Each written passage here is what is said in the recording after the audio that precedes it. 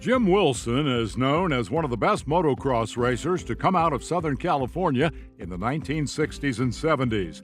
But Jim is much more than a great motocrosser. He's one of the best and most versatile all-around motorcyclists in the country. Jim's passion for motorcycles began when he was 12 years old, and his father purchased a 1962 Honda Step-Through 50. Even as a youngster, Jim was a gifted athlete, and his excellent coordination and balance made him a natural motorcyclist. He had so much fun riding the little Honda to its limits that Dad upgraded him to a Triumph Cub. It was on the Cub that 13-year-old Jim tried his hand at trials competition. After just 4 events, Jim was moved up to expert. 4 more trials events later, and Jim was moved up to master, still just 13 and riding the Cub. Jim earned #1 trials plates for the next 2 years, which earned him a sponsorship from Nick Nicholson, who put him on a Greeves Anglian. The victories kept mounting up.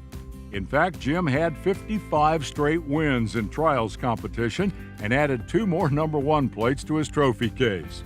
Next, Jim's dad bought him a Greeves 250 Challenger with Cheriani forks and a wide ratio gearbox. Jim took the Greeves up to the Mammoth Mountain Motocross and won all 3 motos in the 250 class. By 1968, Jim was winning motos wherever he raced, and Greeves took notice. Greeves invited him to the factory in England, where he learned a lot about how the English built their bikes and how the Europeans raced motocross.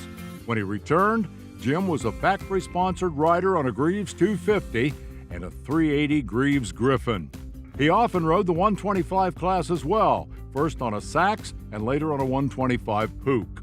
As a motocrosser, Jim went where the money was, riding several days a week on the Southern California MX circuit. By 1970, he was the man to beat at Ascot, Saddleback, Carlsbad, Bay Mare, wherever there was a big purse. Sometimes he won all 3 pro classes. He was named West Team Captain for the 1970 East versus West team races. His teammates included Tim Hart, Jim West, John Rice, John DeSoto, Jim O'Neill, and Billy Clements. Jim switched to CZ in 1971 and kept right on winning. He was on the cover of Cycle News 4 times for his exploits. Everyone could see that Jim was in the running to be one of America's early national motocross champions, but knee injuries slowed his racing career on the national stage.